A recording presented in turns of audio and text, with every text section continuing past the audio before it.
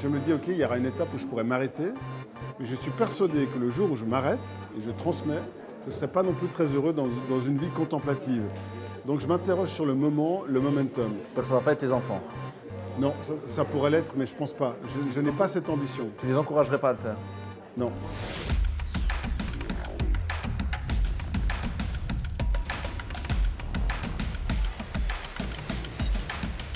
Bienvenue, on est à Carouge, on est à Genève. Donc c'est ici qu'est né il y a 26 ans Point Prod, Oui, qui ensuite s'est développé avec Voilà. l'entreprise qu'on a aujourd'hui. c'est ça. Extra.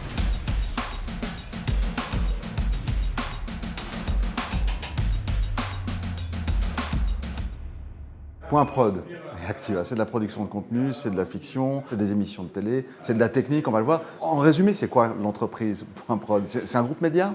C'est un groupe qui associe de la production de contenu Point Prod, la technique Actua, et puis l'interaction avec Ideative. Mais tu te mets dans quel secteur économique? Dans les médias?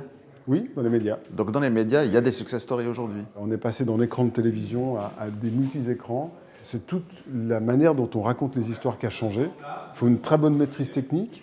C'est une technique qui évolue très vite. Et puis, il faut rajouter toute la partie interaction, toute la partie digitale, qui elle-même évolue encore plus vite. Donc, il était urgent que ces disciplines se mettent ensemble, travaillent ensemble et dialoguent. Et finalement, c'est ça aujourd'hui qui est récompensé. Are you listening? Damn. Les équipes techniques, tout s'organise autour du desk de la coordination. C'est cette partie-là. Ouais. Elle est beaucoup en télétravail maintenant. Et Actua a couvert tous les conflits dans le monde. Tous les grands événements du monde ont été couverts par des équipes d'Actua. Ça, c'est Washington. Ça, c'est les élections américaines. On est connecté par satellite au monde entier.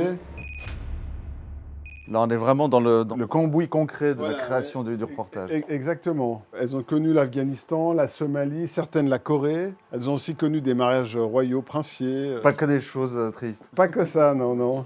Évidemment, comme on part aux quatre coins du monde, il faut pouvoir réparer, entretenir. Donc, on a encore des ingénieurs qui savent réparer, qui savent préparer, agréger les équipements. Là, on rentre dans la partie, on va dire, développement, création, écriture. Quel que soit le secteur, ça peut être dans la fiction, ça peut Ça, être alors, comme le documentaire. Oui, fiction, documentaire, magazine aussi, bien sûr. Et on a aussi des activités, par exemple, de muséographie, où on développe des contenus spécifiques pour les musées ou pour des événements qui ont besoin de contenus spécifiques adaptés. Ça phosphore, c'est un lieu de création. Yeah.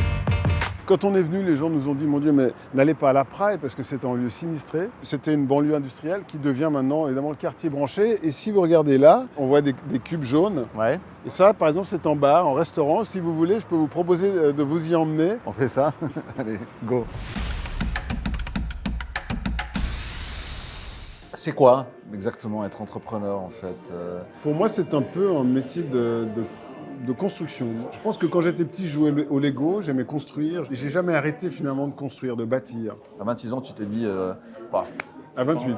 28, j'ai pas envie de ce confort, j'ai envie de quoi, prendre des risques ou juste bâtir? Plus qu'envie, j'avais besoin d'avoir un chemin personnel, de ne pas dépendre de quelqu'un d'autre, de ne pas dépendre d'une hiérarchie. Et puis j'avais une certaine idée de la manière dont on pouvait avancer, faire des choses, innover. La chance que j'ai eue, c'est que très jeune, j'ai commencé à travailler à la télévision, j'avais 15 ans, comme petit boulot à côté de mes études. J'ai pu regarder comment on pouvait rapprocher le contenu avec l'outil. Et puis quand c'était absolument clair dans ma tête, on a créé Point Prod. Pendant 2 ans, j'ai travaillé tous les jours. Tous les jours, tous les jours. Donc ça se paye cash un jour ou l'autre. Maintenant, je peux lever le pied plus facilement. Je peux faire le tri, on est plus nombreux, on peut déléguer. Mais au départ, quand on est peu, on doit tout assumer.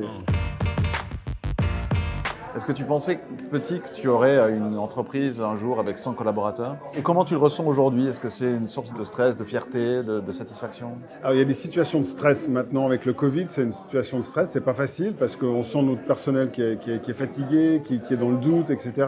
Il y a aussi le plaisir d'avoir quelque chose à construire et de pouvoir continuer à construire. Ça, c'est quand même quelque chose c'est satisfaisant. J'aime le travail de la plume, de l'écriture, de la conception, de la réflexion, mais j'admire aussi beaucoup les industries où finalement il y a des métiers techniques, il y a des compétences qu'il faut partager, il y a de la difficulté, puis tous ensemble on y arrive. On ne peut pas construire seul.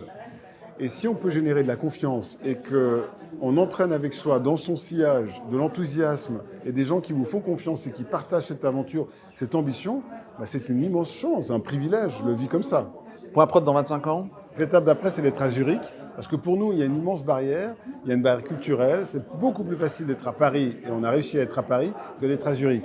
Il y a une grande partie de l'ambition économique, il y a aussi plus d'accès aux capitaux, et on a la chance d'avoir 2 directeurs qui sont d'origine suisse-allemande.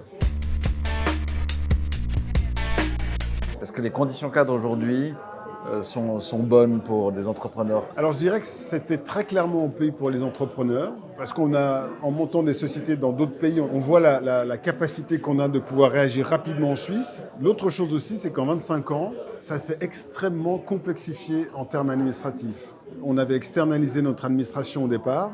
Aujourd'hui, on a un service administratif qui ne cesse de monter. On est pris dans des procédures pour tout et pour rien.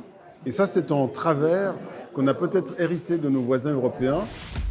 Je pense qu'il faut qu'on soit attentif à ça. Il ne faut pas qu'on le regrette parce que c'est un vrai frein aux initiatives. Une perte d'agilité? Absolument.